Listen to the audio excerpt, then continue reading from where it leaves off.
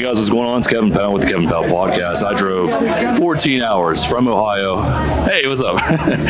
Drove 14 hours from Ohio all the way here to Daytona for Welcome to Rockville. I am here with... Thank you, Jeff Stinco, Simple Plan. So we got a legend because you guys have been around for a while. One of the questions... I'd say old. How does it feel to be old? Now, one of the questions I thought of on my way here for you guys was, what's some of the bigger things that you've seen change over the years? I mean, you've played back when in-ears weren't super duper awesome yet, and you had just the stage. Yeah. Or the crowds have changed over the years. What have you seen change for the better?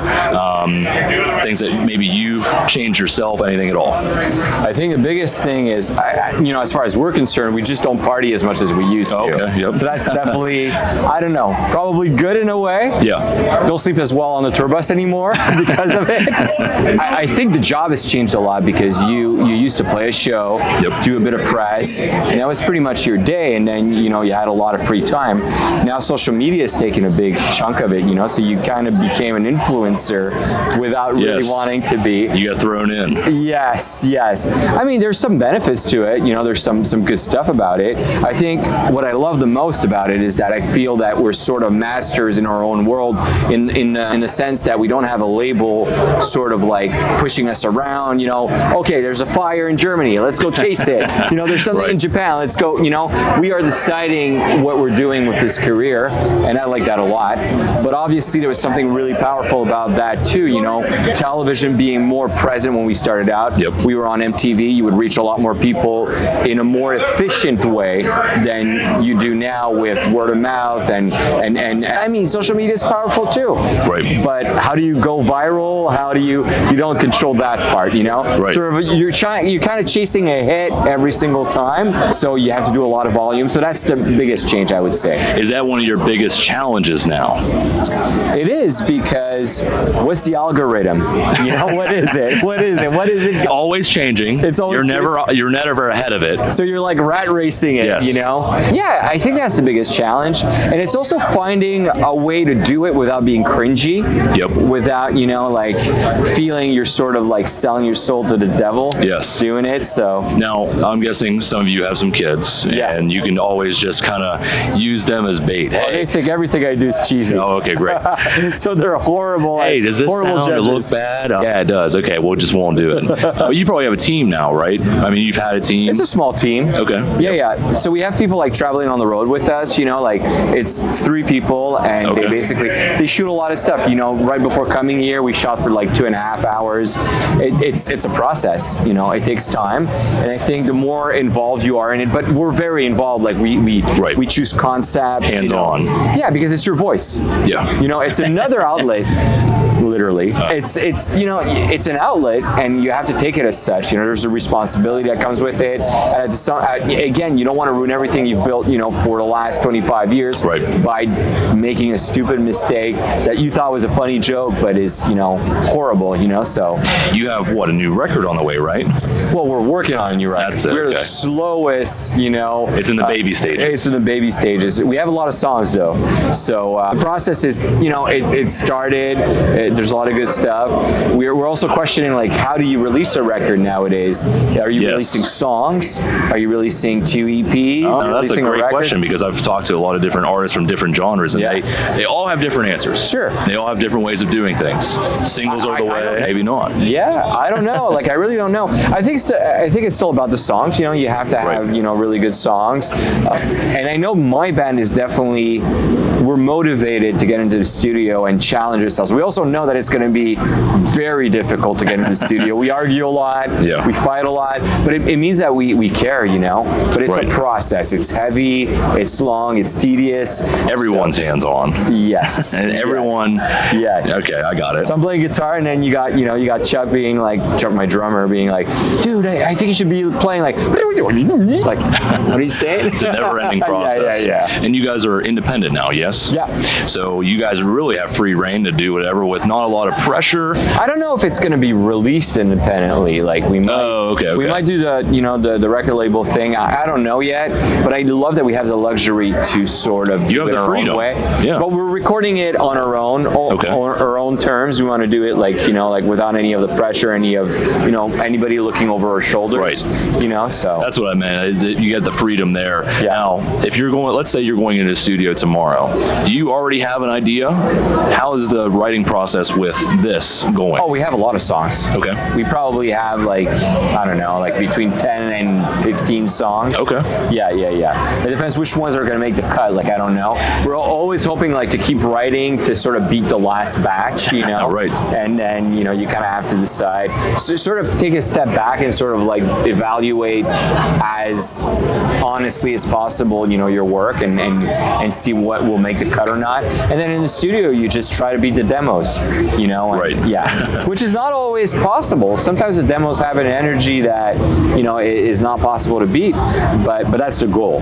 So with these songs that have already been written, is there a main songwriter? Like, do you come in, hey guys, I got this riff? Do you all write collaboratively? Pierre and Chuck do a lot of the work together. They start the songs together, and then in the studio we'll fight it off. We'll sort of work on the arrangements. Yeah. But dude, I'm kind of kidding about fighting it off, but at the same time, not really. Yeah. We've known each other since we were 12, 13. Right.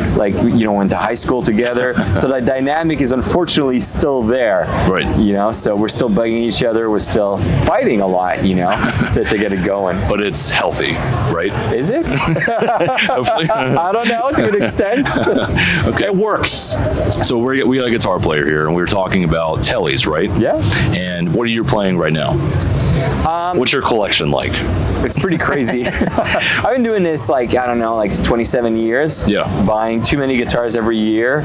So I've gathered quite a collection. It's insane the number of guitars I have. It's probably to the point now where you're like, oh yeah, I do have that guitar. Oh yeah, I forgot about that one. Oftentimes I go to the music store, I get excited about a guitar, and I'm like, shit, I have that one. Now, I'm not on the same level as you, of course. I don't have that kind of cash, but I like doing that with my merch. I'm a merch collector. I'm like, oh yeah, I do have that shirt. Nice. Well, I mean, it's not even the guitars that I love were really cheap when I started out, Right. The prices just went up like crazy, but back then, you could get very cheap Les Pauls and collect them. It made sense, Now the prices are just completely crazy. Post-pandemic, it went up the roof, But to me, it's about I don't even collect vintage instruments per se. Yeah. I collect guitars that speak to me. Right. And it just shines on the wall. Or there's some shiny guitars, some pointy guitars, some more round guitars. Are you scrolling on Reverb on your time off? No, don't do that. Okay. No, I need to play the guitar to connect with it. Okay. So I bought some guitars online. It wasn't very successful for me. Okay. Yeah, I'm you really gotta feel it. It's gotta be yours. And I'm not super. I used to be very educated about specs and all that stuff. I kind of know what works, but for instance, electronics, I know exactly what I want and what I don't want. But yeah, to me, it's it's a feel thing. Some guitars range. I come from a classical background, so I played a lot of classical in my youth. So for me, the way it feels and the way it resonates is really important. Are you familiar with the guitar player virtuoso Brendan Small? Oh, for sure. So I talked to him recently. I asked him, one of the questions was, how has your playing improved over time, or what have you learned from playing live, studio? Things have changed, social media, anything at all. So what have you learned over the years? What's really changed your performance? Well, I'm a student of the guitar still. I take lessons, still to this day. Good. Yeah, during the pandemic, I took lessons with a crazy shredder called Matthew Mills. He's from your area, actually. He's from Virginia, and he's a crazy soul. He kicked my ass, getting my picking hand into shape. Yep. So that was very good. And now I'm working with Eduardo Taddei, an Italian super crazy shredder, and I'm just I'm working on that side, and I'm working on the more, I'd say, melodic and sort of improv side. So it serves the band in sort of a indirect way. Right. It'll feed my ideas, but I'm playing in a very sort of the genre of music is sort of restrictive in a way, Right. But having all these tools that you can play with, once in a while you just throw a little tension, a little curveball, and it sort of educates, what you can do, and it brings you to places that you wouldn't have thought about if you would have kept playing just, pop punk, for instance. instance. Right, the same way for however long, or if you've developed bad habits 20 years ago and they just kept continuing, well, you know. Yeah, I mean, and technically too, the reality is, you know, I'm getting older. I was speaking about that, you know. So physically, I have to be more in shape than I did in my 20s or 30s. Right. And musically as well, you know, like you want to make sure, like knock on wood, you know, I don't have tendon problems. I don't have arthritis problems. Like it kind of sounds funny to a young guy like you, but I talk to older guys, you know, and it's like, it's a problem. I've never had those issues. Well, good. How does it feel? I mean, you might not think about this anymore, or it might be always in the back of your head. Your playing has influenced X amount of bands over the years. How does that feel? Like, what's that feeling like? Your songs, your playing. I think what's cool about it is that it inspired people to be creative. Yep. And to sort of fight, you know, like just having a shitty life, you know. Yep. And it doesn't necessarily, like, we've inspired musicians, but I think we've inspired individuals too to sort of like find their place into the world, you know. And I think that's an important thing, even more so I think than influencing musicians. You know, we provided people like a safe place to get together just at the shows, but through the songs as well. You know, they related to lyrics. You know, Welcome to My Life was a very strong song. Perfect allowed people to discuss with their parents, and it sounds trivial, you know, but it's not. It's very important that sometimes, like, people came up to me and were like, dude, like, these words allow me to express what I just had no idea how to say, you know, to my dad. I thought that was pretty killer, you know. That's pretty very strong. I was gonna say, people have probably come up to you over the years and really touched, like, maybe you had a bad day, and just hearing those words from those people, like, wow, I can't, like, it just gets you out of that funk. Yeah, and it reminds you too that what you're doing is not only music, it's a little more than that. And sometimes, you know, it becomes a little bit repetitive. Touring is very repetitive. Right. But when you meet those people and they tell you, that's another thing that's changed too. The barrier between the fans and the band, it's changed a little bit. You know, when we were a baby band, we would like step out of the tour bus, meet everybody there. That's not possible. But now you have meet and greets, you know, you got VIP thingies, you know, and people are, I've always asked myself, like, is it disgusting to charge people to meet you? If you leave it at that, it is. Yes. I think it is. But when suddenly you allow people that would really want to meet you and sort of like skip the line or actually get a real chance to do it, you know, maybe it makes more sense, you know. Regardless, I love that contact. And that moment in my day is actually a beautiful moment, you know. I get to talk to people who love the music, and oftentimes, you know, I'll ask them, like, what do you listen to?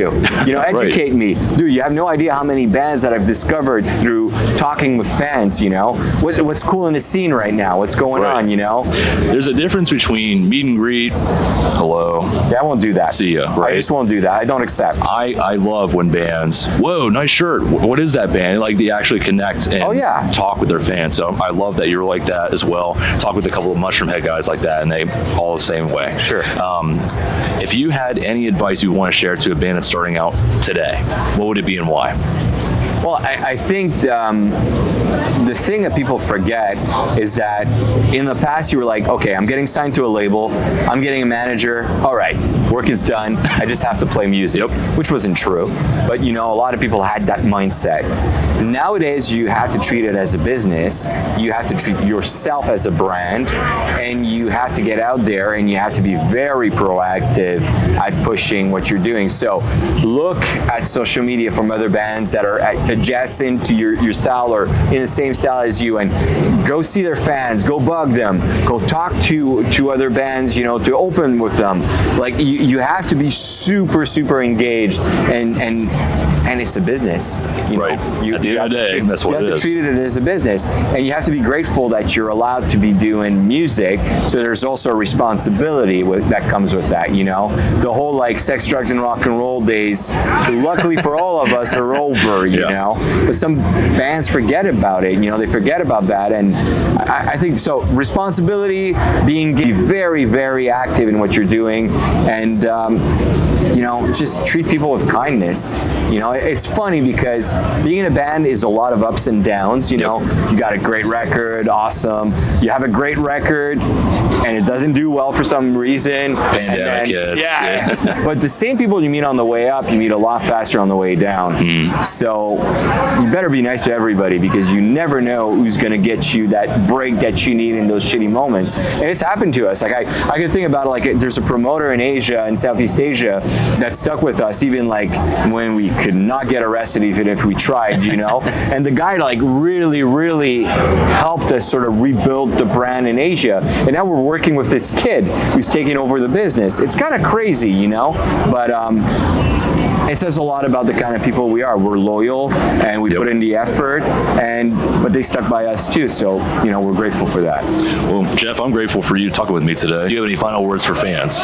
They're my bosses.